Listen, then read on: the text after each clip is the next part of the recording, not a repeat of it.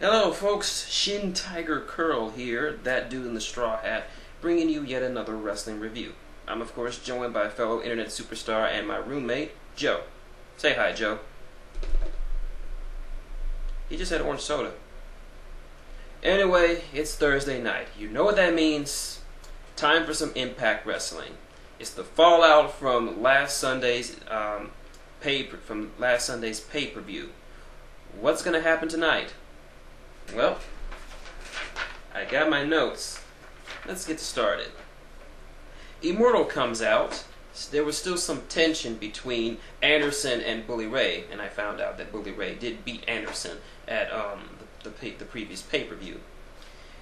Bully Ray, speaking for the group, says that Immortal still will be dominant, but first he chews out Abyss for his loss at the the six-person tag match against Fortune.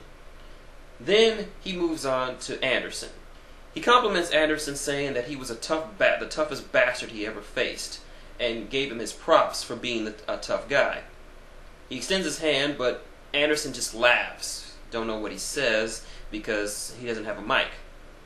He then goes off and starts beating up on Bully Ray. Big Papa Pump tries to stop him, but he gets beaten up too. Then the rest of Immortal swarms on him. Then Bully Ray pulls out his signature chain and busts Anderson wide open. They beat back to security. That is until D'Lo Brown comes out. He stops them. They immediately decide they don't want to fuck with D'Lo Brown, and they leave. That's right, guys. Not even Immortal wants to throw down with the Brown. Anyway, Anderson gets carted out, and that's the end of that segment. Next, first match. Madison Rayne to face Mickie James, #1 contendership for the Knockouts title. As you might remember, the last time these two faced off was at Lockdown, where Mickie beat her in under 10 seconds. Fortunately, Madison Rayne lasted a little bit longer this time, but the result was still the same. At the end, Mickie puts on Madison Rayne's tiara and does the quick bow, which conveniently allows her to duck an attack from behind. Mickie hits the spike DDT, or whatever you want to call it. 1, 2, 3. Mickey's the new #1 contender. Next matchup, Robbie E with Cookie, haven't seen him in a while, takes on the paper champion Brian Kendrick. But good thing for us, A-Double Austin Aries is providing commentary. Greatest man who ever lived. Enough said. This match was further proof that Brian Kendrick should not be X Division champion. He's too small, his offense sucks, and he was getting constantly beaten down by friggin' Robbie E. The finish comes when Cookie accidentally sprays some hairspray in the eyes of Robbie E, allowing Kendrick to pick up the bones and pick up the win. Needless to say, this results in Robbie E and Cookie breaking up. Yay. Next match. Bound for Glory Series match. Triple threat tag match. Devon and the Pope versus Beer Money versus AJ Styles and RVD. Now, let's see. This was actually probably the best. This is the best match on the card. All these guys look great. It was some nice back and forth action between everyone involved in this match. The Beer Money looked great. AJ and RVD were awesome. And Pope and Devon showed some surprising teamwork despite their differences. In the end, it was Robert Roode who picked up the win for Beer Money, and he picks up 7 points, which puts him in second place overall in the brackets. I'm very proud of Robert Roode. He's come a long way. I mean, he started this tournament at the very bottom with an injured shoulder, and now he's right behind Crimson. Next up, Kurt Angle comes out, and he decides to explain his actions for why he did what he did to Sting.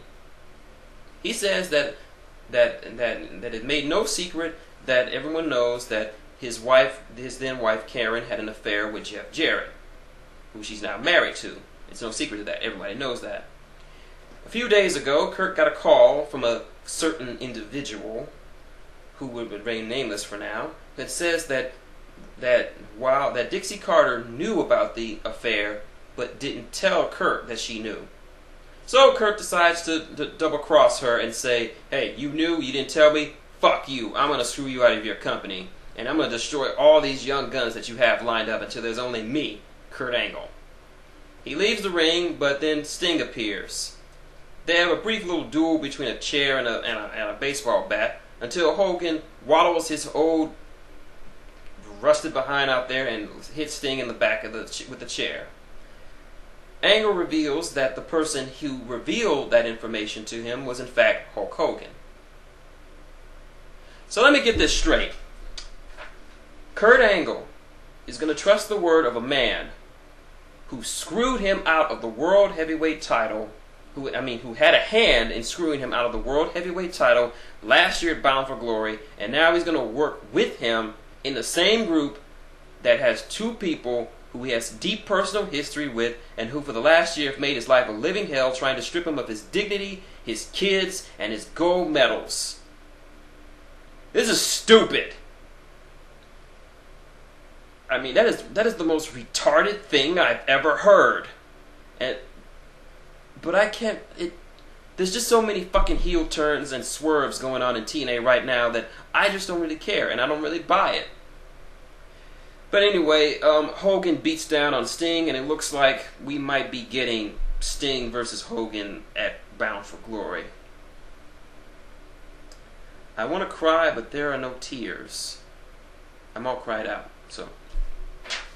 Anyway, next match. Jackie and ODB versus Brooke Tessmacher, that's her real name, and Tara. And this was an okay sort of match. Not considering it's not that, just meh. Tara and Miss Tessmacher win, and Jackie and ODB shake their hands. Next up, we have a backstage segment with the X Division and Eric Bischoff with Abyss in the room. He says that because of Abyss's actions, unable to keep the title off paper champion, the X Division are still alive, and because the network wanted it, next week they're having an X Division gauntlet match to determine who will be the next #1 contender for the paper champion. Then the greatest man who ever lived, Austin Aries, makes his request, makes his bid, and says that he's interested in what Eric Bischoff has to say. Greatest man who ever lived. Deal with it. The next segment, I am personally not going to review or even mention. All I will say is it involves Jeff Jarrett acting. Now, some people may say he's acting like a stereotypical heel. What he did tonight went beyond stereotypical heel. It went into racist bastard. I mean, out of respect for my best friend who happens to be Mexican and his family, I will not talk about or mention this segment. You can look it up on YouTube if you want. I'm not going to talk about it. All I will give Jeff Jarrett is a warning. Jeff Jarrett, stay the fuck out of Houston. Real talk, you will get lynched for what you did. I'm serious. You're going to have a lot of pissed off Mexicans. So if you come to Houston, bring a bunch of guards, because you will get stomped out by a bunch of cowboy hat wearing Mexicans who don't take it too kindly to having their belt made fun of. And they take their wrestling down here seriously. Don't believe me? They actually report. The Mexican news stations actually report on Lucha Libre. Yeah. Next up, we get some more Eric Young bullshit. Not even going to mention that. And we move on to our main event. Crimson versus Bully Ray versus Gunner versus Scott Steiner. Bound for Glory series. 4 corners match. And it's pretty much Immortal versus Crimson. And if you didn't know already, Crimson wins. Now, I'm all for them pushing new talent and all, but Crimson doesn't have anything worth pushing.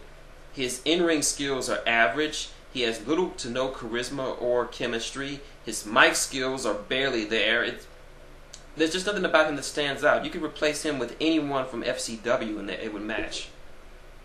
And how he's #1, I'll never know. So after he wins, Kurt Angle makes good on his promise to destroy the young talent and attacks Crimson and utterly beats the living crap out of him. and that's how we end Impact. My thoughts? Just a average show. There were a couple of good matches, but there was still a few points that I just really didn't care for. Like how Anderson is getting beat since he's joined Immortal. He makes it look like a piece of crap. I mean, 1 week after he joined Immortal, he drops the belt to Sting, of all people. So, I don't understand that segment. Kurt's logic for turning heel was the most retarded thing I've ever seen in my life. And like I said, I'm not going to talk about that segment with Jeff Jarrett. Jeff Jarrett can go eat a sack of baby dicks for all I care. And Joe agrees with me. But that's Impact. Tune in tomorrow when I review WWE SmackDown. It's the final WWE show before SummerSlam. What will be Christian's announcement to the COO, Triple H? You just have to tune in and find out. But until then, this is shintigercurl, that dude in the straw hat, and Joe, saying goodnight, and go to hell, Jeff Jarrett.